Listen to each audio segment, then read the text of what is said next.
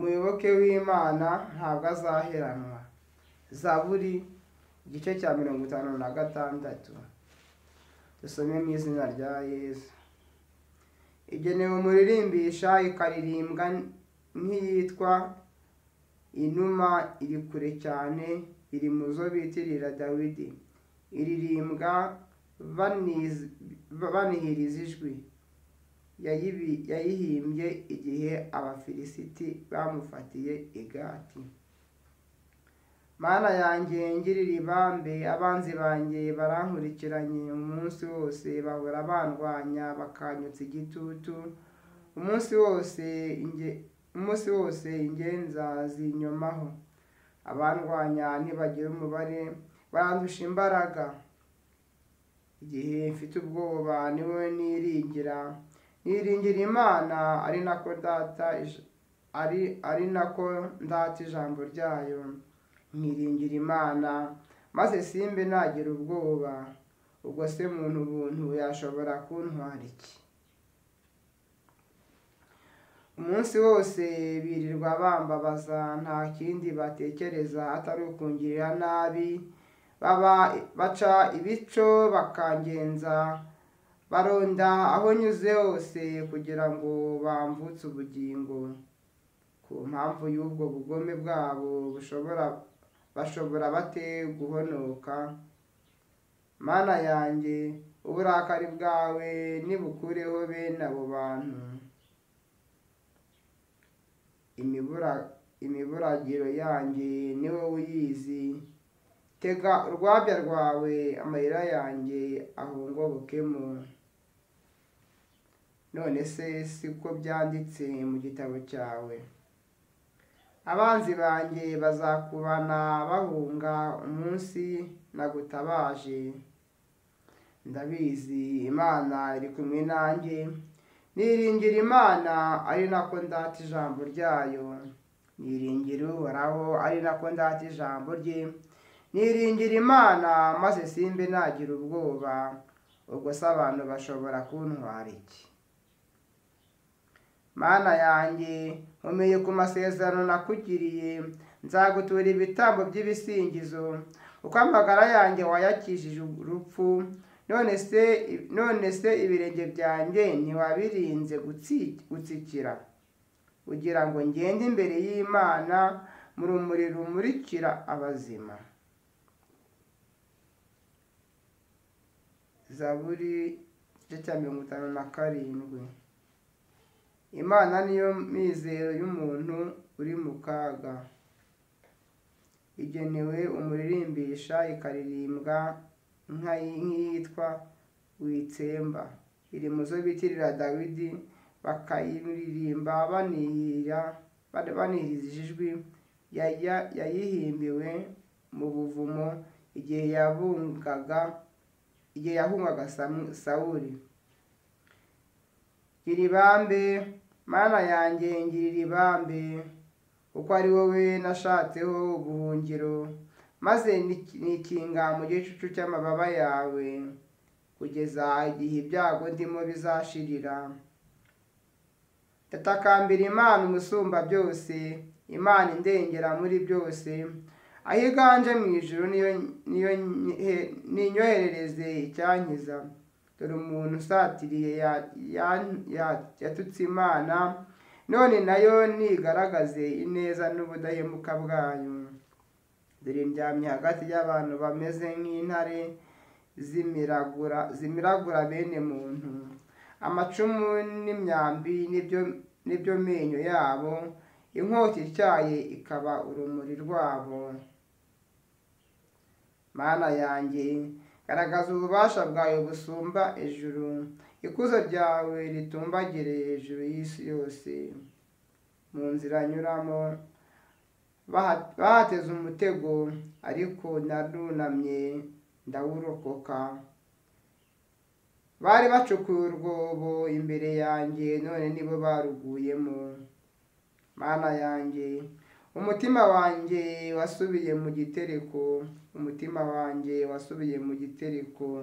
None reka ndirimbe ncurange ibyishongoro, ntakanguka nti kanguka shema ryanjye, none reka ndirimbe ncurange ibyishongoro, nti kanguka shema ryanjye, kanguka nanga y'imirya nawe cyembe, maze nkangure umuseke. Nyagasani nzagusingiriza mu yindi miryango, ucurangirirwa hagati mu mahanga, uko ineza yawe ikabakaba mu ijuru, n'ubudahemuka bwawe bugatumbagira mu bicu. Mana yanjye, garagaza ububasha bwawe busumba ijuru, ikuzo ryawe ritumbagire hejuru y'isi yose. Zaburi ya 58. Imana ni umucamanza w'abacamanza b'isi. Igenewe umuririmbisha, ikaririmbwa n'iyitwa Witsemba, iri mu zo bitirira Dawidi bakayiririmba banihiriza ijwi.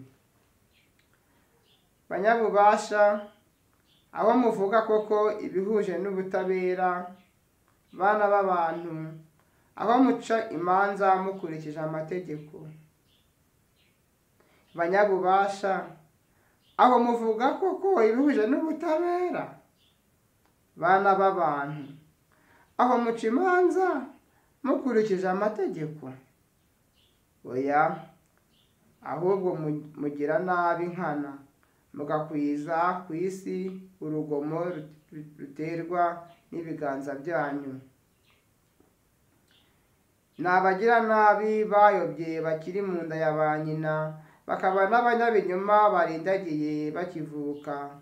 Ubumara bafite ni nk'ubumara bw'inzoka, bameze nk'impiri y'igipfa amatwi yica amatwi nkana, igira ngo itumve ijwi ry'umuzongesha nzoka n'iry'umureshya nzoka w'umuhanga. Mana yanjye, menagura amenyo ari mu kanwa kabo, Uhoraho, kura imikaka y'izo ntare, nibamere nk'amazi atemba. Imana nitamike imyambi yayo, maze bahinduke imirara. Nibamere nk'ikinyamujongo kigenda gishonga, nk'uko bigendekera ikirambu, nabo ntibakabone izuba. Uburakari bw'Imana nibwihutire kubatsemba, kurusha uko umuriro utwika inkwi z'amahwa.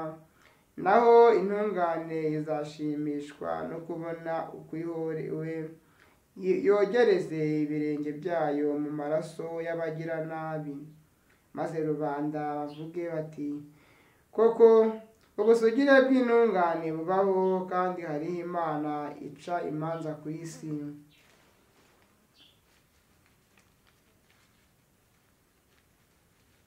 Zaburi ya 59.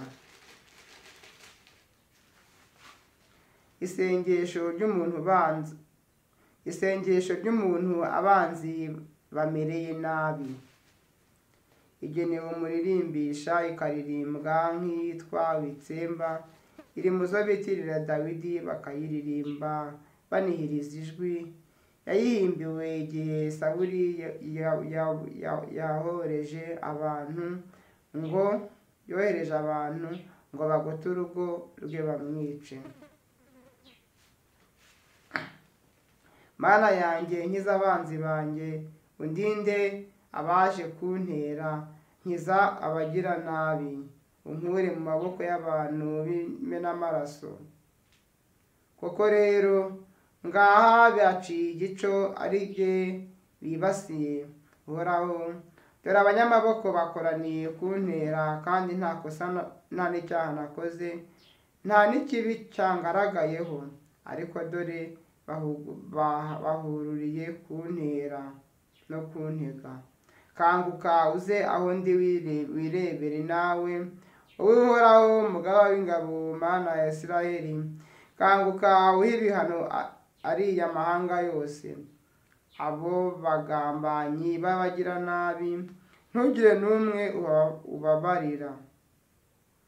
Nimugoroba bagaruka bakankama nk'imbwa, bakazenguruka umujyi wose. Dore ngabo urwasaya rwabo rwuzuye urukonda, bafite inkota ku minwa byabo. Mbese mbese hari ubumva. Uhoraho urabaseka abo banyamahanga bose ukabahinyura. Mbaraga zanjye ni wowe ndangamiye, Imana niyo buhungiro bwanjye utavogerwa. Imana yuje neza irangoboka, maze ikampa guhinyura abanyubikiye bose.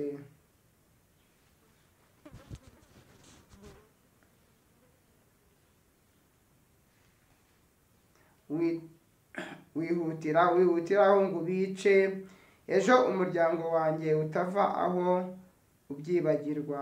Ahubwo imbaraga zawe nizibatigise zibacishe bugufi. Nyagasani ingabo yacu nikingira. Nyagasani ngabo yacu ni ingabo idukingira. Iyo babumbuye umunwa gusa bahita bagwiza ibyaha, bazahanirwe ubwirasi bwabo. Ku mpamvu y'imivumo n'ibinyoma bakwiza, batsembana ubukana ntihagire n'umwe uhonoka. Maze bamenye ko Imana ari yo iganje mu gihugu cya Yakobo kugeza ku mpera y'isi. Nimugoroba bagaruke bakankama nk'imbwa, bakazenguruka umujyi wose, bakawuzerera bashaka ibyo barya, baba batijuse bagakesha ijoro baboroga. Yeweho ndarata imbaraga zawe, nkamamaza ineza yawe kuva mu gitondo, kuko wambereye umurwa w'amakiriro n'ubuhungiro ku munsi w'amage. Nzagucurangira wowe mbaraga zanjye, wowe Mana imbereye umurwa w'amakiriro, wowe Mana yuje neza. Nshuti bavandimwe, tumaze gusoma Zaburi ya 58. Muri iri jambo Dawidi arimo arabwira Imana yitakambira, ayibwira yuko abantu b'abanzi be bamugose, ariko akongera kwibuka yuko nubwo bamugose hari Imana iri hejuru yiwe kandi irusha imbaraga abo bantu, kandi ko yiteguye kumurwanirira mu gihe ayiringiye. Natwe rero Dawidi natubera akabarore, twumve yuko natwe hano ku isi mu buzima bwa buri munsi tubamo, mu banzi bacu batugose, batwifuriza ibibi, badutega iminsi, baduhekenyera amenyo, twumve yuko natwe twiringiye Imana yo mu ijuru. Twumve yuko Imana ari yo izabadukiza, kuko Imana yacu irashoboye.